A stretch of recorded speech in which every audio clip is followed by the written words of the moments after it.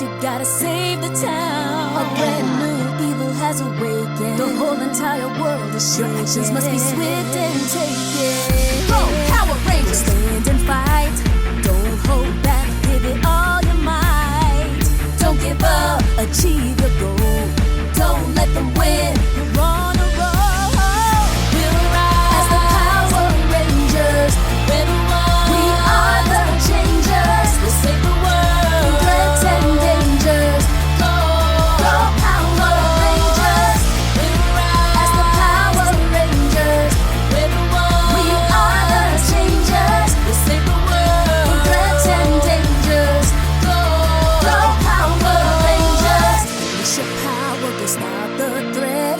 You're a trailblazer, your future set. If they attack the earth, they will regret. The Dino legacy in your hands, don't let them down, go take a stand. Don't let your efforts be in vain. You are the sun that shines in the rain. And if they feel that help is vital, they can rely on the Dino disciples. We'll rise as the Power Rangers. We're the ones. We are the changers. We'll save the world from threats and dangers. Go, go Power Rangers. We'll rise as the Power Rangers. We're the ones. We are the changers. We'll save the world from threats and dangers. Go Power Rangers.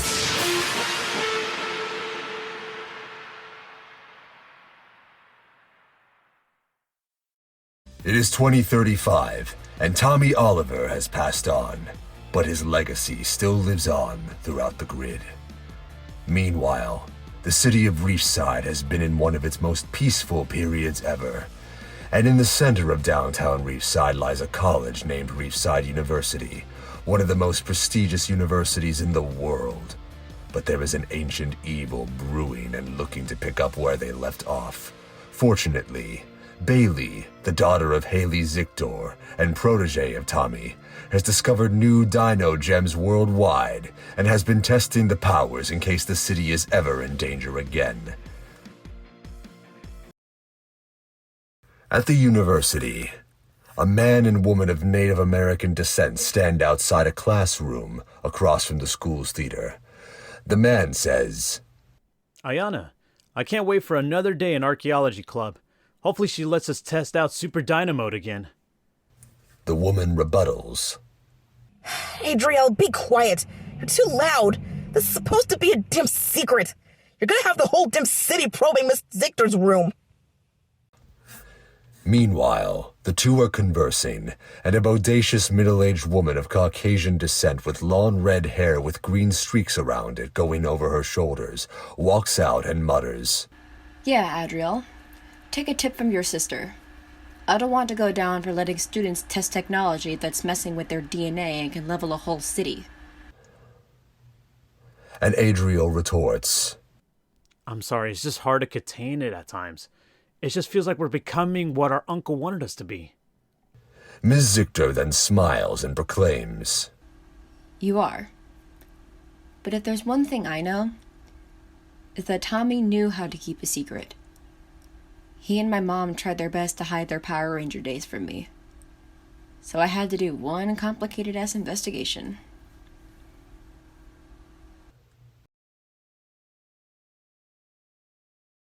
Furthermore, in the woman's dormitory, an Asian American woman sporting a heavy metal t-shirt is sitting around other female students looking to feel the nirvana of marijuana.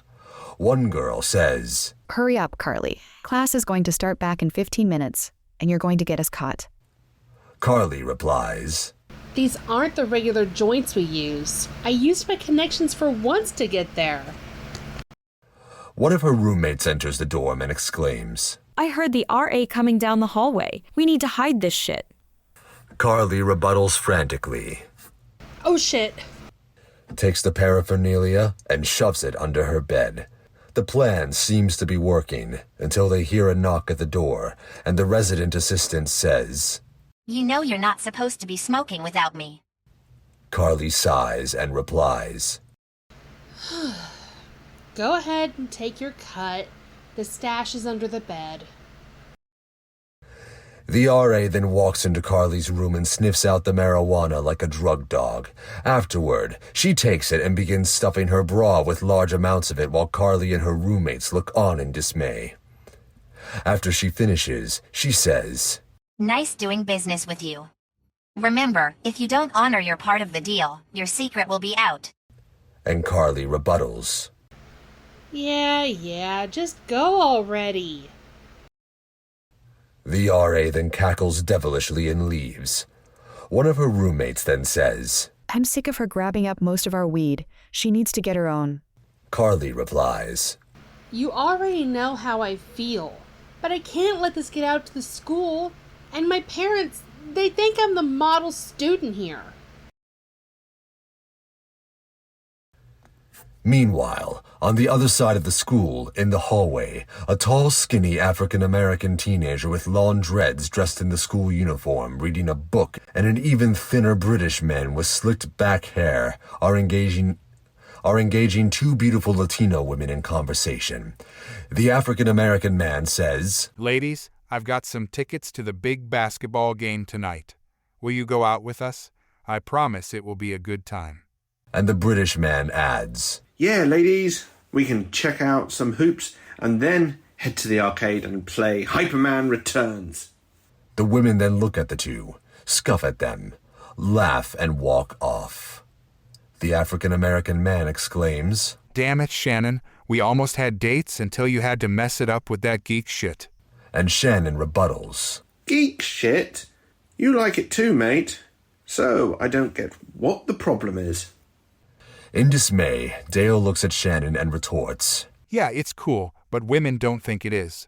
Being a geek only gets you laid if you are making millions, and we're clearly not. So let's try to make it at least seem like we're not the biggest ones at Reefside University next time. Afterward, Shannon shrugs his arms and mutters, Okay, Dal. Moments later at Reefside University, Shannon and Carly sit at the desks next to the others in Ms. Zictor's classroom. Shannon says, What wonderful adventures will we go on today, madam? Are we going to fight practice dummies, shoot things with the raptor boards, practice sword fighting? Ms. Zictor replies, No. You're going to be doing something harder than that today. You'll be sparring against a Lord Zed level threat. Adriel exclaims, So you're telling me I'm going to get to knock off Lord Zed like Uncle Tommy? Ayanna then responds, I wouldn't say he defeated him. Uncle Tommy said he barely made it out that fight. And Adriel retorts, Yeah, but that's a little hard to believe. He was living legend, you know?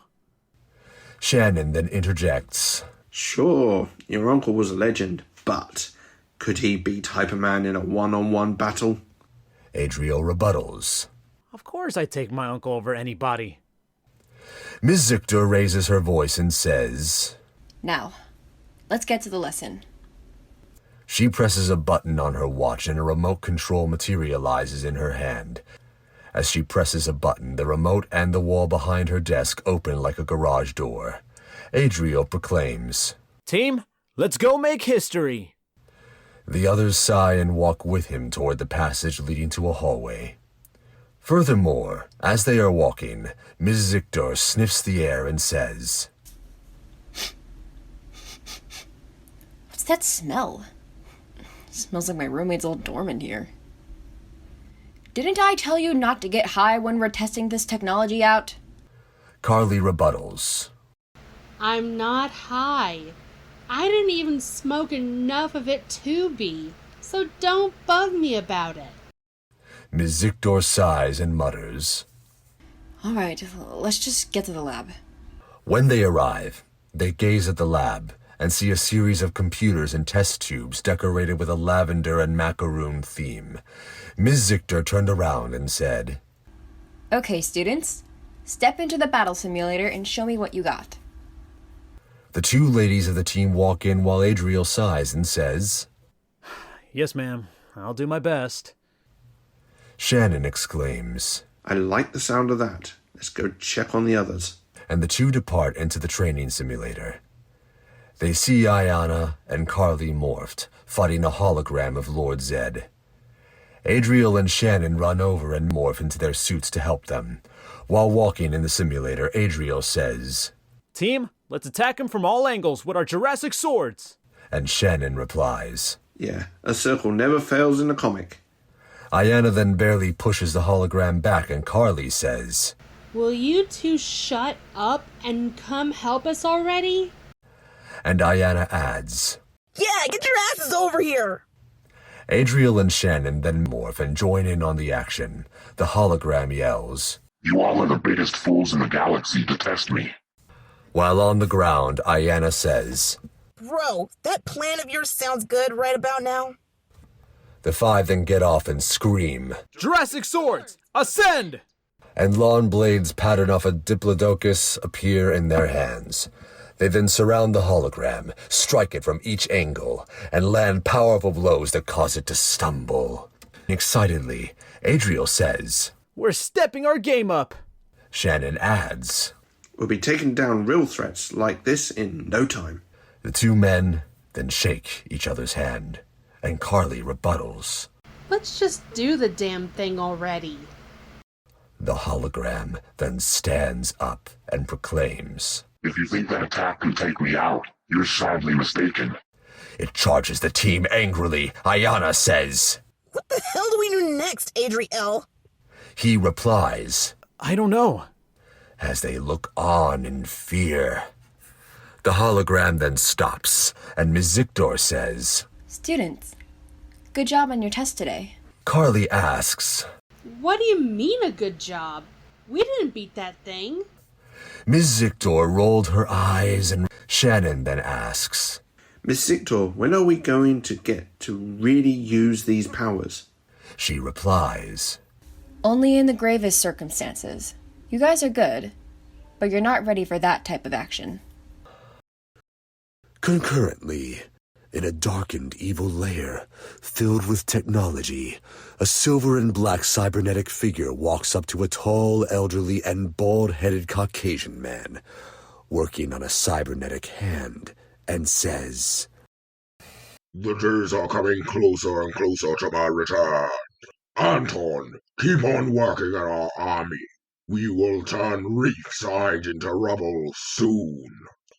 Anton then replies, My master, we will make this whole wretched place tremble with fear.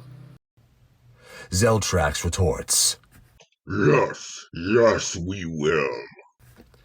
In the meantime, Ms. Zictor locks her car doors and walks to her apartment, interrupted by an older Latino man.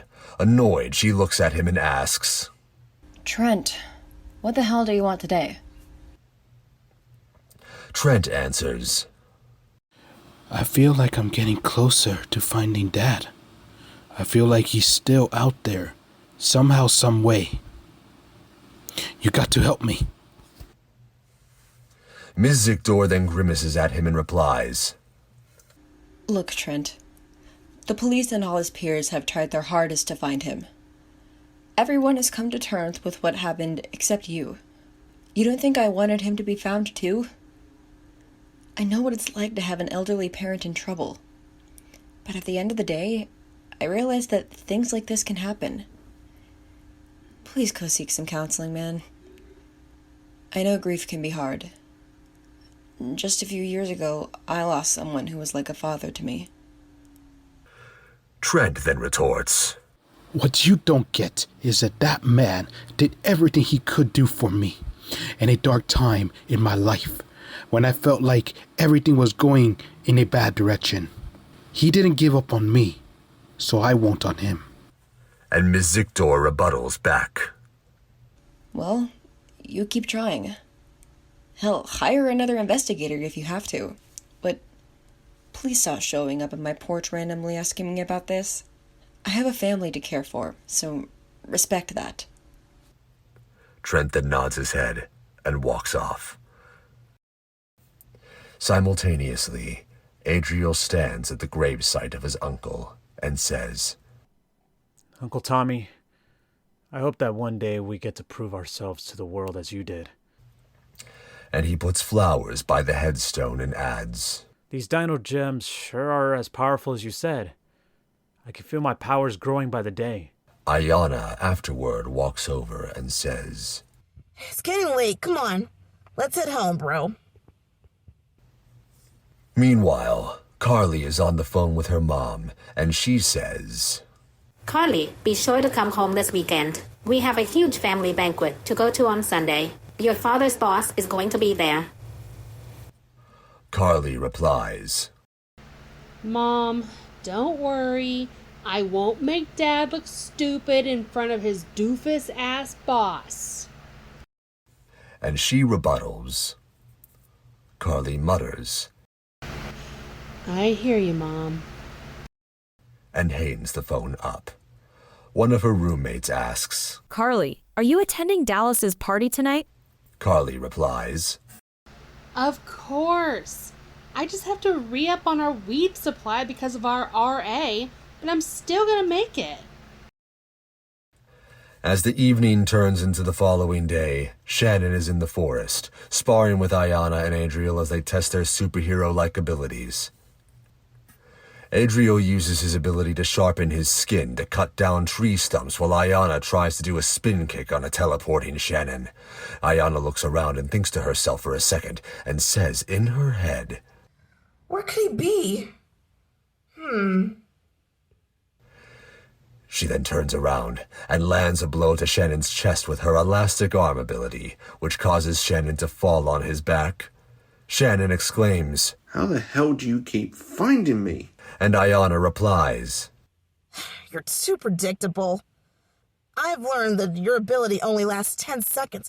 It's only so many ways you could trick me up. She then reaches out her hand and helps him off the ground. Adriel then looks at the two and says, Let's get to class before we're late again and word starts to get around we don't need Ms. Zichter to know we've been playing around with these behind her back. The two nod their heads and Shannon proceeds to say, I wonder why Carly didn't join us in the morning for training. These abilities are so cool. I feel like I'm on a page of a comic. And Adriel replies, She does have a reputation as a party girl. She probably sleeps that off every day. Later that afternoon, Carly wakes up cranky from a night of partying. She sluggishly puts on her clothes and heads to the living room. Her roommate stops her and they say, Carly, that was some crazy party last night. We had a hell of a time. Carly replies, Of course. I just have to re-up on our weed supply because of our RA, but I'm still gonna make it. Her roommate then understood, and Carly headed out the door toward class. The RA stops her and says, Do you have any weed left? I heard about Dallas party last night. And Carly retorts, Didn't I just supply you yesterday with most of my stash? The RA then answers, Yeah, but I smoked it all. I need more, and you'll supply me with more, or Mommy and Daddy will know about your little secret. Carly then rolls her eyes and says, Okay, I'll give you some when I get back home. Just leave me alone this morning, please. The RA nods and steps beside her. Meanwhile, at Zeltrax's lair, Anton is finishing up the creation of Fargus. Anton says, Master, I shall have Fargus along with the new and improved Tyrannodromes ready by the morning, and we will end everyone's Friday in a blaze. And Zeltrax replies, Less talking and more action, my ace. He then nods his head, and a troll-like monster walks out of the chamber that created the horrors of Mesagog's monsters in the past. The monster says, I am Fargus, and I am lusting for blood. Anton replies, We know a perfect way to satisfy your lust. Anton shows a projection of a nearby city and says, This is Reefside, a city that is bursting with humans. Everything is set for you. Fargus roars excitedly and then runs towards the city with Zeldrax and the new Tyrannodromes trailing behind him. Only 30 minutes later, Zeltrax and Fargus cause massive panic throughout the city, destroying buildings, killing people, and taking down the police department. In Miss Zictor's lab, she looks at the computer screen and says, What the hell? Is that Saltrax? I thought he was destroyed years ago. Shannon then appears with the others in the lab. Miss Zictor exclaims, Shannon, didn't I tell you about using your powers so openly? You're going to get us all caught. And Shannon replies, There's no time for scolding, Miss Zictor. Zeltrax is back and causing hell. I think it's time for us to put these powers to use. Adriel then joins the conversation and interjects. Yeah, we can't let him destroy the city. Ms. Zictor then rebuttals. Don't worry, I got this handled. I'm going to call SPD to clean this up. This is a threat you guys aren't ready to fight. Now, get back to class and take shelter from the attacks. And Carly retorts. We've got to hurry before more people are killed. And Ayana adds, Yeah, we don't have time for that. Ms. Zictor becomes aggravated with the four and exclaims, Look, I said you're not going back out there. End of conversation. I'm not going to allow more people to get hurt. Now get back to the class. That's a damn order. Shannon then grimaces at her and replies, By making us all stay here, you're allowing people to get hurt, and I'm not going to stand for it. Shannon then puts his hands out and the others grab his arm and they teleport away from the lab. Ms. Zictor hits one of her walls and says, But if something happens to them, I'm going to be in hot water. I have to call David. He's the only one who can talk some sense into them.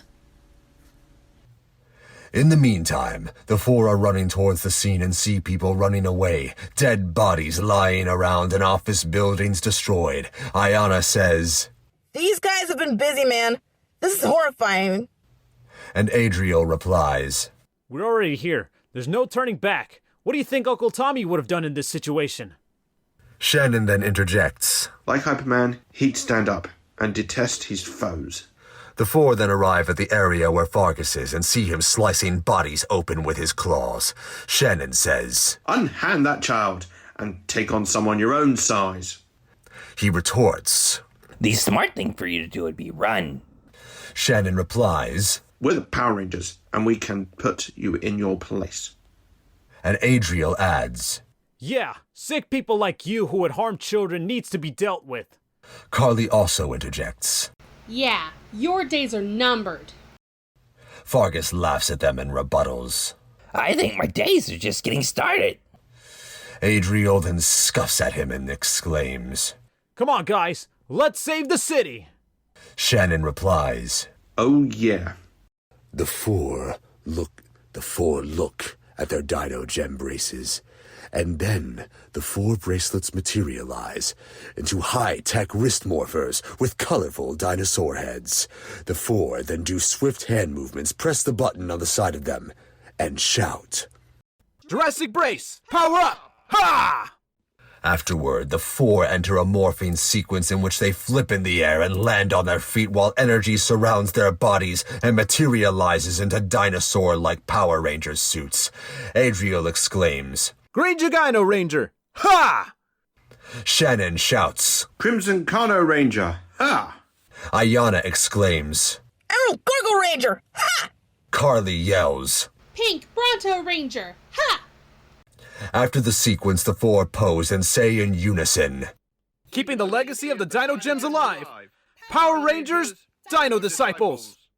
Fargus says, It doesn't matter what you change into, it'll just make you look better in your casket. Ayana then flips him off and charges him with the others. Fargus exclaims, Tyrannodrones, get them! And the henchmen capture the Rangers. Adriel yells, Team, let's form the circle and show them what we're made of. And slices through one of them with his Jurassic sword.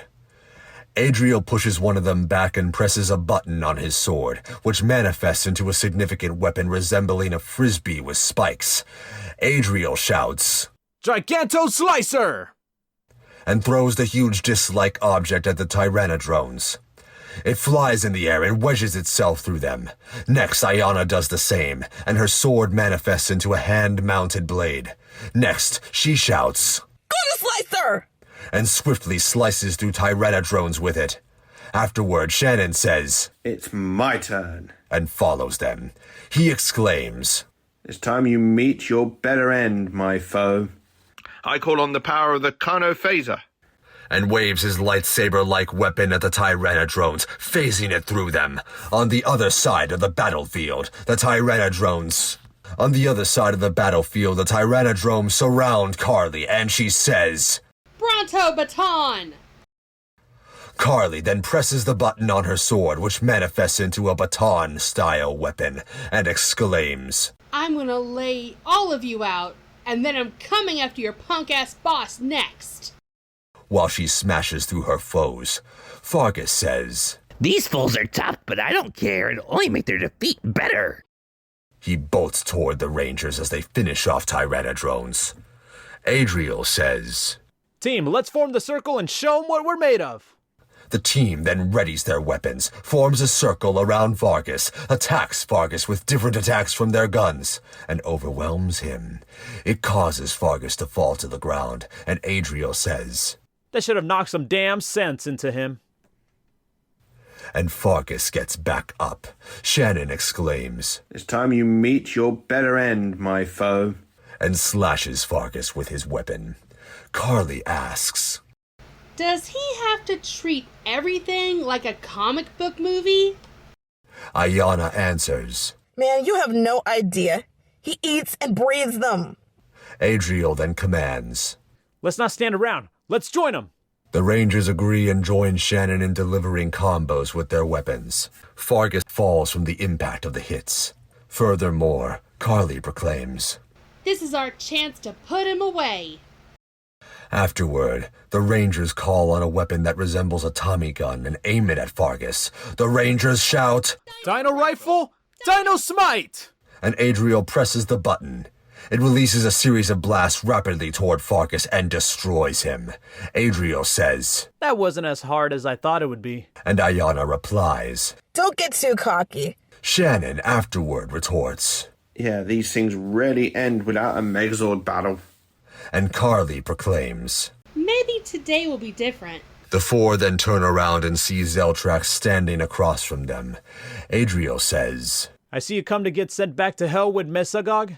Zeltrax retorts, The only ones that are going to see hell are you four. I figured that Tommy would have a backup plan for when I returned. Just didn't think it would be a bunch of no-names.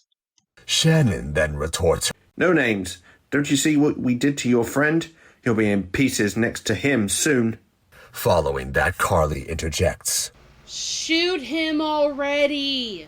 And then Adriel pulls the trigger on the Dino rifle, but Zeltrax uses his shield to deflect the blast back at them. Zeltrax proclaims, You'll have to try harder than that to get the upper hand on me. Adriel declares as he gets up, We won't let any more blood be spilled today by you. The four then summon their signature weapons and bolt towards Zeltrax. Zeltrax then says, They should know better than to send a bunch of amateurs to take down a professional. He blocks their attacks with his shield while viciously slicing them with his blade. As they fall to the ground from the force of the blade, Adriel kips up on his feet and exclaims, I'm gonna take you down just like my uncle did! And jumps in the air with his Gigano-Slicer and throws it at him. But it's useless, as Zeltrax knocks it back with his shield, jumps in the air and slashes him with his blade. The attack causes him to falter in the air and fall to the ground next to his comrades. Zeltrax then retorts, Killing you will bring joy to my black heart. Your uncle is one of the reasons everything went downhill for me. Ayana then retorts, It wasn't his fault you let your jealousy and hate blind you. Adriel interjects, Yeah, someone like you could never have a heart. Zeltrax laughs and lifts his blade for a final attack until an elderly Native American man with long, dull gray hair lands a high kick on him out of nowhere, and when the man stands up after sticking his landing, he says, Keep my brother's name out of your mouth. Zeltrax then stands back up and rebuts, Your kids are worthless wastes of life, and your brother was even more worthless than they are. The man then gets angry, balls his fist, and charges towards Zeltrax. Shannon says, Is that Mr. Trueheart? And Adriel answers, Yes, we gotta get him before he gets himself killed. Ayana immediately yells, Dad, fall back! He's too strong for you to be taking on! Please! and David exclaims, No, you all need to get out of here before he hurts you next. Zeltrax then dodges the punches and kicks being thrown at him and retorts, Them, you need to be worried about yourself. He pushes David back with his shield, and David shouts, I know you all heard me. Get out of here. Adriel then frantically rebuttals, No, Dad, we are not leaving you. And Zeltrax says, Shut the hell up. And knocks David out with a blast from his blade. Ayana then cries, and Adriel, with all the anger in his heart, says, I'm going to kill you! And runs angrily toward Zeltrax. Zeltrax then picks up David and puts his blade to his neck. Adriel stops, and Zeltrax exclaims, Let me make this more interesting. Meet me by the rock quarry tonight and give me the gems. If you don't, I will slice his head off and deliver it to you personally. Carly then interjects, Leave their dad out of this, Zeltrax. If it's gems you want, go ahead and finish us and take them. Zeltrax replies, That would be too easy. What can I say? I am a fan of mental warfare. Now make sure you polish those gems up and bring them to me or else. Next, he grabs David's collar and disappears with him in a beam away from the city. Saddened, Adriel falls to his knees and says, Diana, I guess Miss Victor was right. We're not ready for this. Shannon and Carly comfort Ayana by wrapping their arms around her gently as tears stream down her face. Shannon then says, Don't worry, guys. We'll find a way to get him back and save the day. The heroes always do. Adriel replies, Shannon, shut the hell up. This isn't some comic book. My dad's life is at stake. This isn't the time to be caught up in your fictional world. Shit just got real. Shannon then rebuttals, I was only trying to be optimistic about what's going on. And Adriel interjects, Why don't you take your optimism and shove it where the sun doesn't shine? It's not going to bring my dad back. Afterwards, their bracelets ring and Ms. Victor commands, Get back to the lab, now! Back at the lab, Trent is standing next to Ms. Victor, and Carly says, Go ahead and tell us how we fucked up and put ourselves at risk. Trent replies, You guys are on my list, but you're not number one. Your mentor is. Bailey, how could you be so damn reckless with this technology? You've been testing this shit on college students. Do you know how much jail time and trouble you could be in if anything happened to them? Or if this got out to the media? Power Rangers have already had enough mics in their faces. Why, Bailey? Why? You need to explain this shit right now. Ms. Victor rebuttals, For starters, I never intended for them to be in actual fights. And they had the knowledge of paleontology mixed in with the martial arts prowess Tommy taught David's kids. I thought they were perfect to test this stuff. But I should have known that when people get powers like this, they always have the itch to do crazy shit, no matter how much it affects others around them. I take full responsibility for this. It was a mistake to trust any of them with this. I apologize. Furthermore, Trent and the students look on in shock, as they've never heard Ms. Victor raise her voice and curse like that. Shannon interjects, Mr. Mercer, we apologize, especially myself. I shouldn't have teleported us down there. If I didn't do what I did, none of this would have happened. My fault for being such a damn geek and not taking this seriously. And he walks off with his head down and sits down in a chair on the other side of the lab. Trent says, Well, we can't sit around and curse at each other all day and mope. We have to save David before it's too late. So, Bailey, you can restore my Dino Gem like your mom did Tommy's. Ms. Victor retorted, No, I would need a Zeo crystal to help do that. I found out from Mom that Tommy locked those away somewhere no one could find them before he passed. Trent sighs, saying, Your students will have to work with me on this. You guys go and get your friend. I'm going to need all of your cooperation for this plan. Ayana stopped the others and muttered, Adriel, you should go talk to him. I think you hurt his feelings earlier. Adriel agrees, sits beside Shannon, and says, Look, Shannon, I'm sorry. I didn't mean to yell at you back there.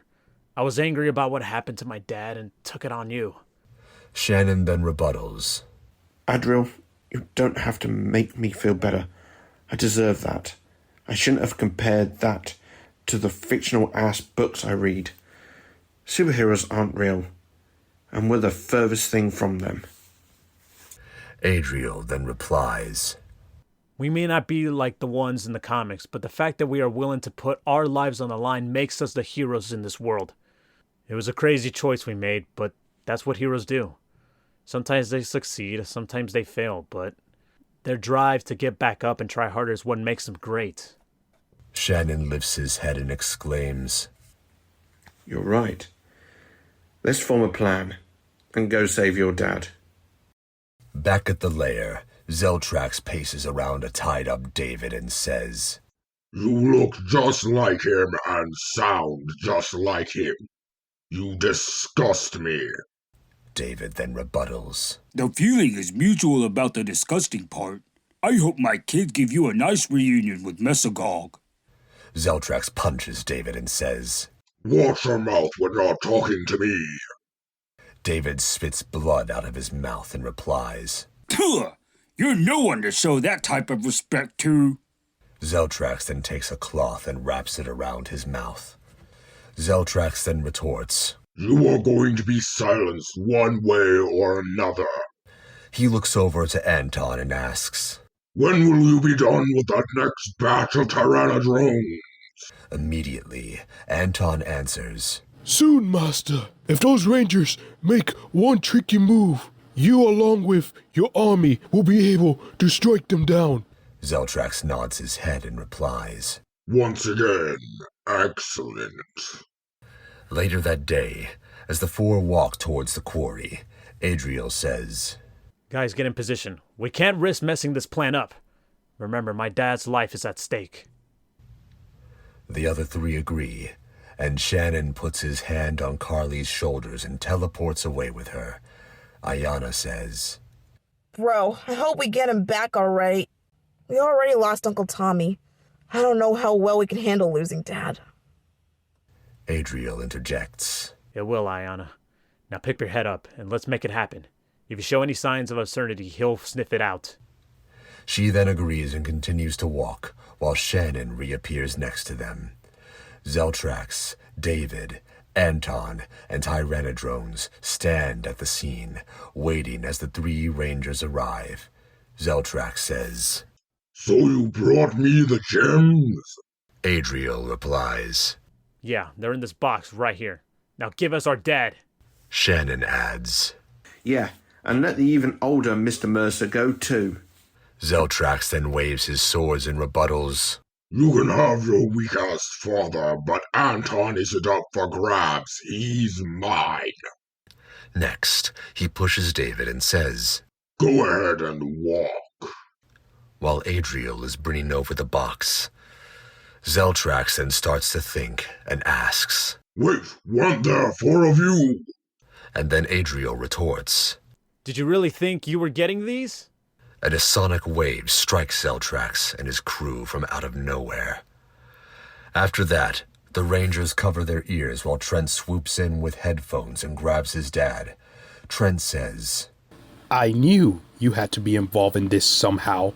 Zeltrax is one hell of a fighter, but he couldn't build a damn army.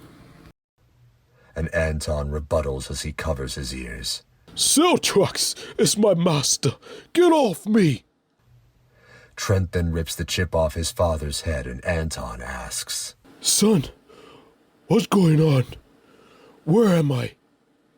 Trent answers, You were under Zeltrax's control, but now I'm going to take you to the hospital and have you examined. On the other side of the quarry, Carly is coming down from the mountaintop, and Ayana is stretching her elastic arms and catching her. Carly feels her head in pain and replies, I can only emit them from my head only for so long before it starts to affect me. Adriel replies, You did good, Carly. Thanks. David gets up and takes his hands off his ears. Adriel then commands, Shannon, teleport him home and get back here. Shannon puts his hand on his shoulder and teleports away with him. Zeltrax then gets up and says, My systems are damaged. Anton, help me get out of here. And Adriel rebuttals, Anton isn't under your control anymore. Today is your last. Shannon reappears next to the others. Adriel exclaims, It's time to suit up!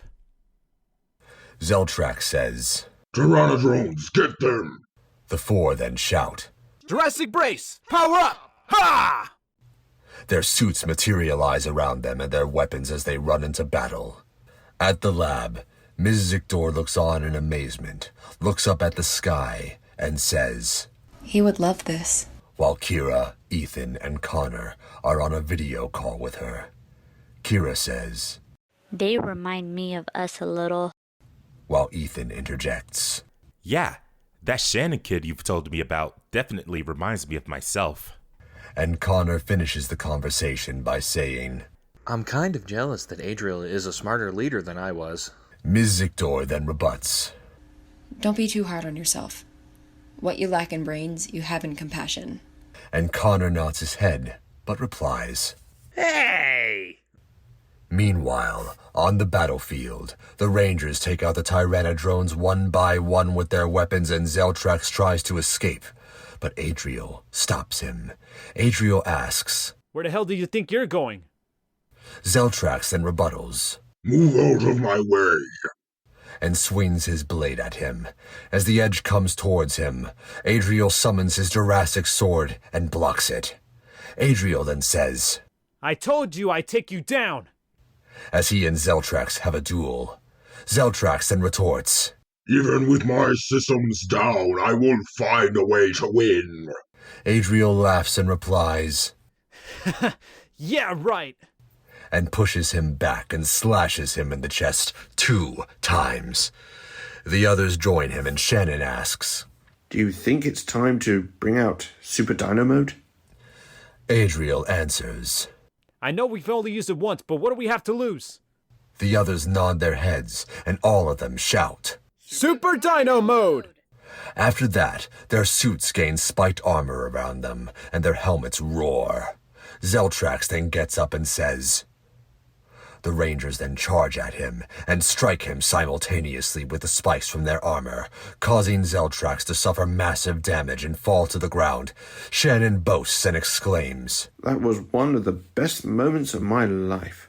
And Zeltrax rebuttals, It's going to turn into one of the worst. I'm glad I saved this as a last resort. He then presses a button on the back of the helmet and he grows to an astronomical size.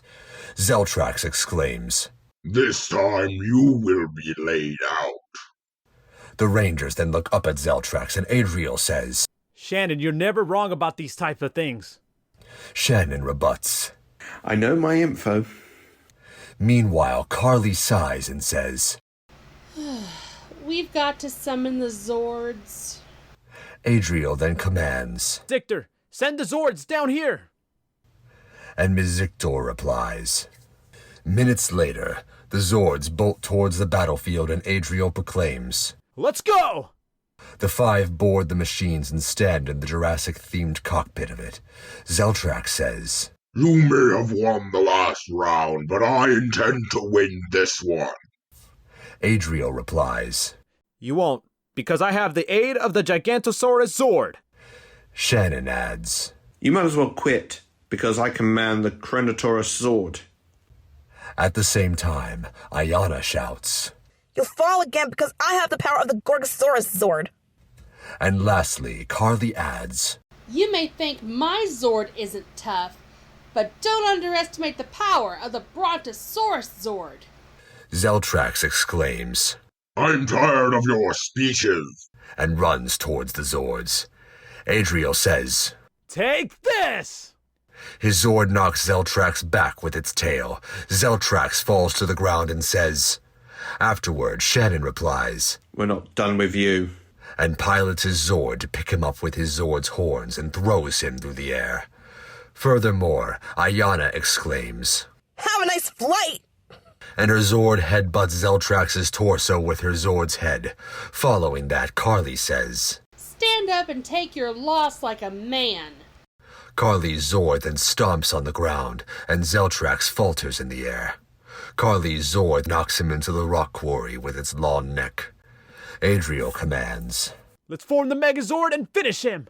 The team then nods their heads, turns up the knobs in their Zords, and the Zords start forming around each other.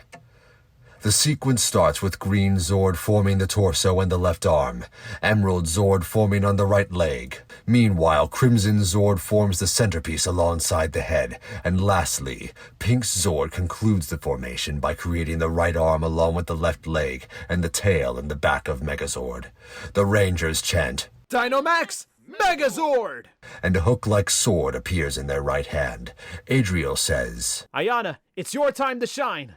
Ayana smiles, nods her head, and says along with the others, Dynamax Megazord, Jurassic Burst! While pressing buttons in the Megazord. The Megazords then charge towards Zeltrax with a tremendous amount of energy and carve his body up viciously. After that, Shannon exclaims, "Rangers, this act has ended. Let's go home." Later, the next day in the lab, Ms. Zictor says, Students, good job on your test today. Trent then interjects, Yeah, you guys are worthy of carrying our legacy as Dino Rangers. Lastly, Anton says, I'm so sorry for bringing him back. I appreciate y'all cleaning up my mistakes. I only wanted to give Smitty a second chance. I was the one who let Mazagok turn him into that monster. Trent then puts his hand on his father's shoulder and says, Dad, it's not your fault. You were only trying to fix things. We understand, but you have to understand it wasn't your fault that Smitty gave into his darker side. You fought through yours, and he had the chance to do the same, but he decided against it. Anton nods and replies, Well, it's time for me to head back to the retirement home. I'm going to catch up on some of that sleep I've been missing. The Rangers laugh. Footsteps echo through the passage to the lab, and it is revealed to be Connor, Kira, and Ethan. Connor looks at Adriel and Ayana and says, Adriel, you have the potential to become 10 times the leader I was. But always remember, a leader is more than someone who gives command. A leader must also understand his team and do what's best for them. Ayana, the way you look after your brother and the way you have his back is admirable. A good leader always needs someone to keep his head on right when he loses it. Ethan then looks at Shannon and exclaims, Shannon, the way I heard you talk about comic books has got to be one of the most unique things ever. Never sell yourself short for anyone or change who you are to please anybody. There are billions of people in this world, and not everyone will like you, but at the same time, there are people like us in the world who love your energy. Shannon smiles and nods his head. Next, Kira walks over to Carly and says, Things I've been told about you relate to me so much. I can emphasize going against the grain and my parents trying to make me their perfect princess. Carly, you must do what makes you happy and be yourself, despite what people may think of your lifestyle. I had to follow everything my parents wanted until I picked up a guitar and discovered my passion for music. You're doing fine, as long as you're not bothering people and performing well in college. Afterward, Ethan says, I've got a meeting with the board today. We're electing Maxwell Jacobs as COO. And Shannon replies, I thought he was done video games after that huge incident he had. Ethan then rebuttals. The key word is was. It took me and my team months to convince them to start back working on video games. Connor then interjects.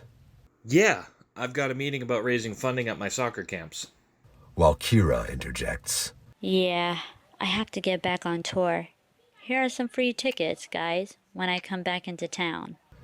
Carly says. I definitely will be there. Kira smiles. Ayana then exclaims. Adriel, we've got a test today. We should head to class now. And Adriel adds. Yeah, let's get to going, sis. 3 weeks later, David is standing alongside Adriel and Ayana at his brother's grave, paying their respects. Adriel says, I'm not sad today, Uncle Tommy. I'm actually happy. Happy because I got to lead a ranger team like you and protect this city. Ayana puts flowers on his headstone and says, Uncle Tommy, you always were the hero everyone needed. I never knew how that felt until a few weeks ago. It comes with a huge responsibility, but the joy you have after doing it is the greatest feeling. David then hugs Adriel, kisses Ayana on the forehead, and replies, Mwah.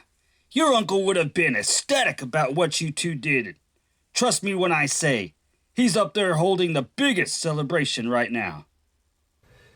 Meanwhile, at Trent's art studio, Shannon knocks on the door, and he opens it.